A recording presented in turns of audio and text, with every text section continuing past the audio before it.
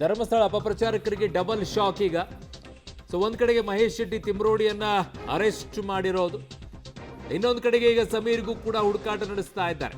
Arrest warrant ಕೂಡ, ಕಾರಣ 3 notice ಕೊಟ್ಟ ನಂತರ ಅದಕ್ಕೆ ಉತ್ತರ ಸಿಗದೇ ಇದ್ರೆ ನೆಕ್ಸ್ಟ್ ವಾರೆಂಟೇ ಬರೋದು. ಅಪಪ್ರಚಾರಕರಿಗೆ ಶುರುವಾಯಿತು ಈಗ ಟೆನ್ಷನ್. ಇನ್ನೂ ಇದ್ದಾರೆ, ನೋಟಿಸ್ ಕೊಡಿ ಅವ್ರಿಗೂ ಕೂಡ.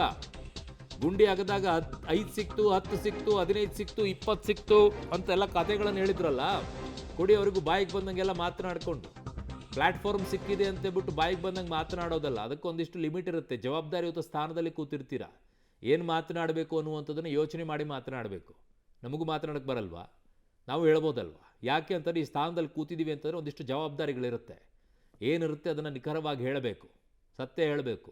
ಕಪೋಲ ಕಲ್ಪಿತವಾಗಿ ಊಹಾತ್ಮಕವಾಗಿ ಮಾತನಾಡೋದಲ್ಲ. AI ಸಿಕ್ಕಿದೆ ಅಂದ ತಕ್ಷಣ ಅದನ್ನ ಇಟ್ಕೊಂಡ್ಬಿಟ್ಟು ಅದಕ್ಕೆ ತಕ್ಕಂಗೆ ಕತೆಗಳನ್ನು ಹೆಣ್ಕೊಂಡು ಹೇಳೋದಲ್ಲ. ಕತೆಗಳನ್ನು ಹೇಳ್ಕೊಳ್ಳಿ. ಆಮೇಲೆ ಇಲ್ಲಿ ಇನ್ನೊಂದು ಸ್ಪಷ್ಟಪಡಿಸ್ತೀನಿ ನಿಮಗೆ, ಧರ್ಮಸ್ಥಳದ ಬಗ್ಗೆ ಇವರು ಏನೇನೋ ಹೇಳಿದ್ದಾರೆ ಅಂತ ಕೇಸ್ ಅಲ್ಲ ಇದು. ಸ್ಪಷ್ಟ FIR ಅಲ್ಲಿ ಇರೋದನ್ನು ಹೇಳ್ತೀನಿ ನಿಮಗೆ.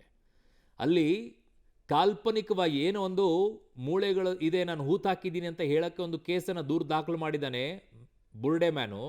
ಅವನು ಕೊಟ್ಟಿರುವಂಥ ಕೇಸಿನ ಬಗ್ಗೆ ನ್ಯಾಯಾಲಯದಲ್ಲಿ ಕೊಟ್ಟಿರುವಂಥ ಹೇಳಿಕೆಯನ್ನು ಇವನು ಇನ್ನೊಂದಿಷ್ಟು ಕಾಲ್ಪನಿಕವಾಗಿ ಸೃಷ್ಟಿಸಿಕೊಂಡು ಹೆಚ್ಚಿನ ಮಾಹಿತಿಯನ್ನು ಇವನೇ ವಿಡಿಯೋ ಮಾಡಿರುವಂಥದ್ದು.